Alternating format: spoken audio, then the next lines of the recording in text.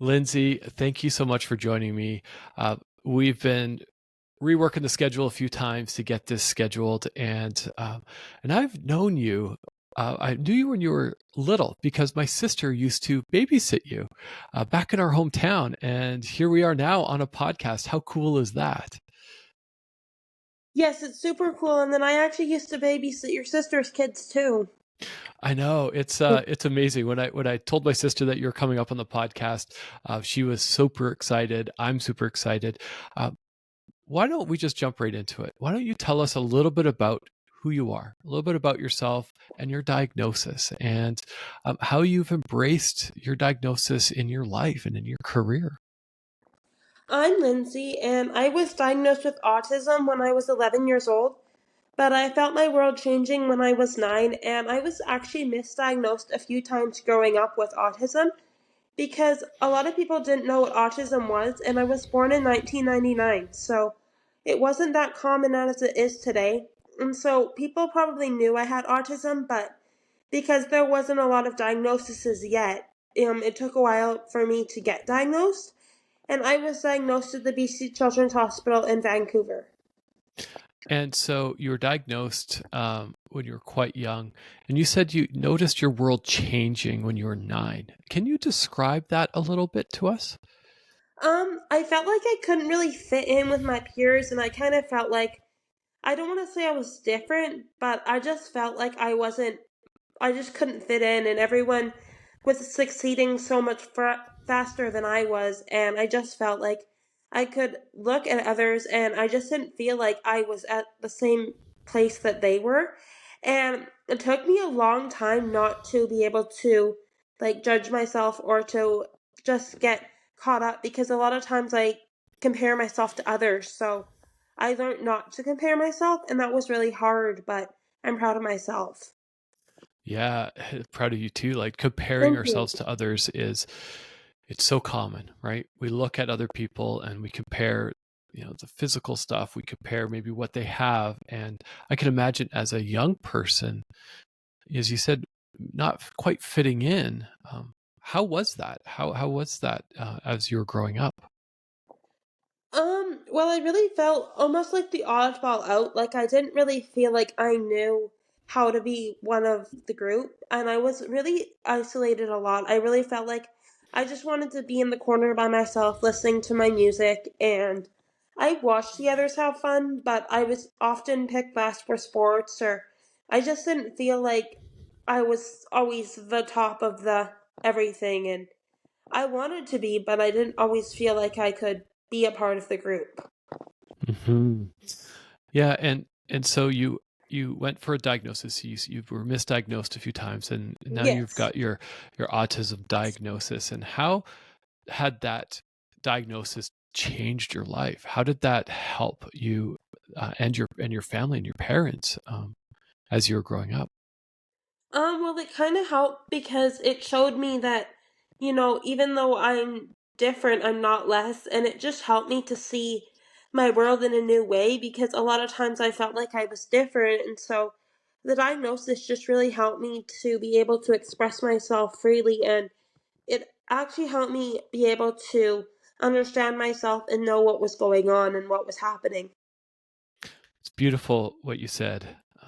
Different, not less. Yes. We are all different. I love that you said that because just because we're different doesn't mean we're less. And anybody who's listening to this, Lindsay said it. I'm saying it. You're not any less. You just happen to be living with something, perhaps. And so you've got your diagnosis. It's really helped drive some clarity in your life. Um, when we first connected a few months ago, um, I was really inspired by why you want to tell your story. Like, so what makes you want to tell your story now on a podcast and be open and vulnerable and throw it out there? Well, for me, I really want to help inspire others on the autism spectrum that might not be able to speak for themselves. I really want to be an advocate and help people that, may not know how to speak or do things on their own because I am so proud of how far I've come. I have come so far, and looking back, at how far I've come. I've broken down so many obstacles and barriers, and I just really want to help people that may not see the light at the end of the tunnel. I want to help people see that I'm an advocate and that people can do anything they set their mind towards. Yeah, and you do set your mind to things and get things done. Do you have a couple examples to share of some things that you've Um, overcome? Well, I have actually always wanted to work with kids, and so I used to baby your sister's kids, and now I'm actually working in a daycare. I have my ECEA certification, and I'm driving, which on my own, and I have my N. And I actually just went to Grand Forks. I went through Kelowna, and so on my own, and I was so proud of myself because when I got my license, I was actually quite afraid to drive, and I just kept pushing past those barriers and obstacles and telling myself, even though I'm nervous, I can do anything I set my mind towards. Yeah, so for those who are listening who aren't familiar with British Columbia or Alberta, yeah, that's quite a distance. That's quite a Yes, drive. yes, it's about And 3 or 4 hours. wow. And so you say you set your mind to something, and so many, including myself, if something seems hard, I just don't want to do it. I could think of 1,000 reasons why not to do it. And here you are, you're saying, you know what? I'm going to do it. What gives you that drive? What drives you to that accomplishment? Well, actually, I didn't walk until I was 19 months old and I kept falling down. And then I just told myself, like, I have to make the best out of my life. And I have to show myself that even if I fall, I have to get up stronger each time. And it really helped me to learn resilience and just show that even if I do fall down, I keep getting up and I keep trying different ways to succeed. Yeah, resilience is a is a word that resonates with me as well, especially living with something that's invisible, and that keeping that mindset of I'm going to figure this out, or we're going to figure this out, and I'm going to push through, and I might not succeed or might not ever succeed, and that's okay. But I'm going to continue to drive forward and to push forward, and I really see that as kind of a theme for your life. And uh, but you said something earlier on about being an advocate. What does being an advocate mean to you? Um, Being an advocate to me means helping others that may not be able to see the best in themselves. I want to help be an example and a positive light for people that may have a hard time seeing, the way that they are. I want to help and inspire others by being an advocate. Hmm. And you are.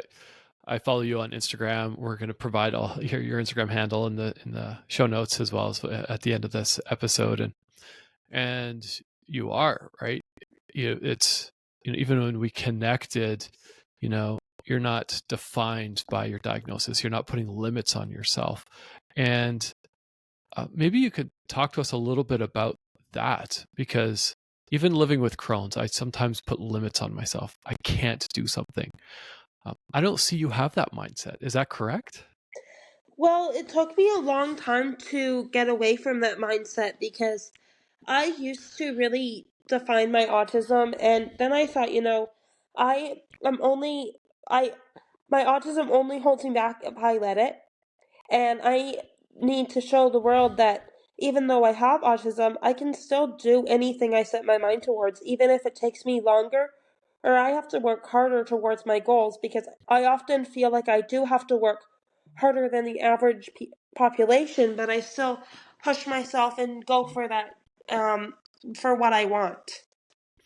Yeah, you do, right? Like you said, you uh, you've got your license. You drove here Yes, in yeah. Canada. It's a graduated license process. You went through that learner stage, that novice stage, and you've set your mind to education. I want to help kids. I want to teach kids. And now you're working in a daycare. You've got that education. And do you have any other goals? Anything else that is on the horizon for you? I would eventually love to live on my own, like on independent living, like living in my own apartment or suite, or like, because right now I'm living in a basement suite, but I do have quite a bit of help, and I just want to live on my own where I can show the world that even though I have autism, I can still do anything. Oh, I love that. when we connected, I mean, we connected, covered a lot of ground. And you said, even going back to that mindset shift from being negative to positive. And was there a definitive moment or a time in your life when it was, no, I need to move from that negative into that positive? And what led to that shift? Well, I had a friend. We're not friends right now, but she really helped me open my eyes and see that even though I was so negative, it was up to me to make the best out of my life. So even though I had this autism thrown at me or anxiety or anything that's going on, it's up to me to make that shift, and I have to put my best foot forward. And even though I am diagnosed with things that maybe I don't always want to I have to show the world that we don't get to pick and choose what we have thrown at us. We just have to use it to the best of our ability, and we have to figure it out along the way. Yeah, what you said resonates with me, right? I didn't choose to have Crohn's disease. If I had to pick a Yes, yes. condition, it Hmm. would not be Crohn's disease, No. but it's what I've been given. Hmm. And you've been handed autism, and now you've taken that and say, okay, this is what I've been diagnosed with. What can I do now? What's next? Yeah. And I And know, oh, it also helps me to open my eyes and see the world in a different point of view. yeah. And are you able to describe that a little bit, that different point of view? Yes, for me, it kind of feels like for my autism, feels like there's a glass wall that I'm behind that I can see through, but I can't get to the other side. And I always feel like I am almost trapped. Like I can see things, but I always feel like I don't fit in sometimes because I always see what's going on, but it's hard for me to express and feel like just like everyone else. And I know everyone's different in their own unique ways, but I feel like it's harder for me to put myself out there or to fit in with the population. Hmm. Yeah. And I'm curious when you say fit in, and I hear that as well. I feel that. Um, what does that mean? What is it? I'm curious, and I'm throwing this question. It's way off script, but uh, what does it mean to fit in? Um, well, for me to fit in, it just kind of means like just to feel like I belong sometimes because sometimes with my autism, I can be different. I feel like not less, but different. And sometimes it makes me more vulnerable and just harder to feel like I can be a part of things because even though I am a part of things, I just feel like people sometimes look at me or judge me because they know that I have autism, and so a lot of times they put a label on me before they even know me, or they judge a book by its cover and think, oh, because she has autism, she might not be as capable as they think that I am, or they know that I am, because I am vulnerable, but a lot of times people don't take the time to actually get to know how amazing I am. They just judge a book by its cover. Yeah, I wish we could say that we can change that, and it's hard, right? We Yes. look at someone, we pass judgment, right? There's that unconscious bias. It's called that when we see something and our minds are already making up an answer or a response to something. But for someone who has put that label on you, or who has maybe not allowed you to fit in, what would you say to them now? Well, I just look at how far I've come and I say, I'm so proud of myself, and I'm so proud for pushing myself and moving past barriers and overcoming obstacles, and that's really what I focus on. Yeah, that positive, right? That and Yes, yes. that's what I get from you, is that positive mindset. There's seems like there's no room for negativity. Is No. that yeah.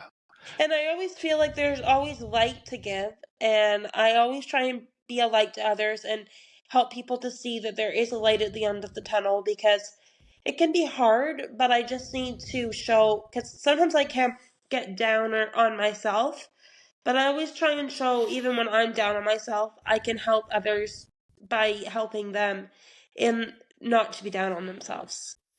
Yeah, we're human. There's bad days. It's not all good days. And Yes. what does a bad day look like for you?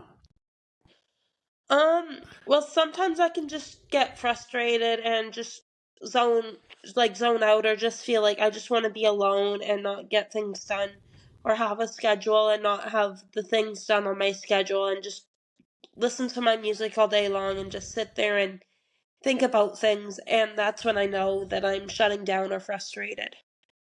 So you recognize that too, right? So Yes. you know when you're going down, when you're Yes, going into that yes. negative path. And then do you have friends and family who say snap out of it, Lindsay, like, or is it yourself that say, "Hey, I'm on this pattern. I need to get out of it." Well, I feel like it's a bit of both, but sometimes I feel like for me, I know when I get to that state, and I need a day or something just to think about things and then get back to where I was.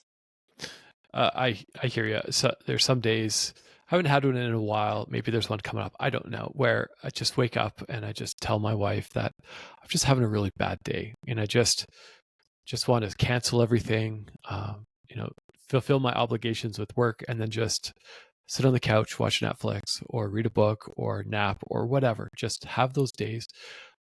But what you said is also very important, which is to just recognize that and making sure that doesn't become a habit or a pattern, and get back into a different mindset. And you'd mentioned music plays a big influence on you. And Yeah. when my niece Jenna, who used to babysit, was on the podcast, she talked a lot about music as well. And so I'm curious, what are you listening to right now? And what is it about music that kind of gets you, gets you going? Well, I listen to so many genres, but I really like the group called I Am They, and the song called Scars. It's a worship song, but it's really helped me to see that even though I have bad days, I can pull myself out, and it's really helped me just to focus on, even when I get down or I don't feel like the world is gonna turn around or change or get better. I It's up to me to make that change, and sometimes when I hear a song, it puts me in a different mood or the way I'm feeling. That's how I know what I'm going to listen to that day. I'm going to have to go listen to it after this episode. So the song was called Scars by the band I Am They. So Yes, yes. yeah, I'm excited to go and listen. You're absolutely right. Music, for me, I work from home. I'm often down in my office by myself. Uh, the music I listen to really kind of affects even the output of my work, and affects my whole mood. And so if I'm listening to something that is angry or angsty or heavy or fast, it has an impact. And there's lots of studies that support how music affects us. And Yes. so do you always have music playing? Is it always on the in the background? Yes, I always have music playing, and sometimes I have my headphones on just if I need to figure out something, but a lot of times I always have music. Even at nighttime or during the day, I always have something going all the time. It really helps me a lot and helps me with my anxiety too, and just helping me to feel like I just can see the light at the end of the tunnel. Yeah, you talked about music even when you were quite little, right? You'd sit there with your Yes, headphones yes. on, and so it's had a massive influence. Are there other songs that have kind of influenced your life over the years? There's so much music that I listen to, so sometimes it's hard for me to choose a song because I have so many songs, over like 15,000 songs on my Spotify, so it's hard for me to choose just one or two. So I listen to a lot of old classic rock or 80s music, or music just like music that's meaningful and that has a purpose, because I try and have good music, but sometimes if I listen to rap or hip hop, like I listen to all genres, but I feel like it really plays a role in how I feel that day. Yeah, wow, that's a lot of music. I Yes. love it. Yeah, maybe over time we'll put together a Lindsay's playlist. I don't know. We'll Yes. figure Yes. something out. Mhm. But I love that. And Lindsay, sharing your story openly and vulnerably takes a lot of courage. And I know you're open Thank on your you. Instagram account, and Yes. on a podcast, it's a little different, right? We don't know who's listening. We don't know where it's who this episode might affect. And I just really appreciate your honesty and your Thank you. vulnerability. Um, Yes. and I'm curious. So anyone who's living with an invisible condition and feels called to share their story, what would you say to someone? I would say to them, don't give up. Keep going even when you feel like things won't get better or that you can't see the light at the end of the tunnel. Keep going because there will be a day where things will turn around. You just have to keep pushing towards what you want in life and don't give up. Hmm. Don't give up. A podcast I recently recorded had a very similar sentiment, which was "You matter," and it might not feel good now, but you matter, and don't give up. I love that. The purpose of Invisible Condition, this project, this wild idea that I have, is about ending the stigma of invisible conditions. And you highlighted this as well, where people have looked at you and have immediately passed judgment, or have excluded you, or have thought differently of you. This is all stigma. How are we going to end this? How are we going to end the stigma? I feel like we have to keep talking about it and keep educating and empowering others because a lot of times people think before they even know what's going on, they just completely go to this is what's happening. They need to sit down or actually engage in conversation and learn, not everyone is the same. We're all different, like snowflakes, and it really has to open people's eyes and help them to educate and empower themselves about that they can see that it's who they are. Yeah, I like to say, I am my version of normal. I'm a Yes. normal person. You're a Mhm. normal person. We're all normal. There's no real definition of normal, in my opinion. And this is my normal, and my normal is different than yours, and yours is different than somebody else's. And I think I can echo what you say, and I know we talked about this too. And when we first met, was people, we need just to be kind. Let's think before we speak. It's something that you said that really resonated with me before, when we were planning out this episode, was just pause, think before you Yes. speak. Yes. Yeah, And think before you speak. And also another one for me is treat others the way you want to be treated, because it's really important to think, would you want like someone to do that to you? And if you don't, then maybe you should think twice. And if you want to be treated nicely, for me, you get what you give or you get what comes around. So you really have to put in the best foot and treat others the way you want to be treated, because it will all come back to you eventually. absolutely. And you know we all have a different path in this life. We've all had different starts. We all have different middles, and we're all going to have a different end.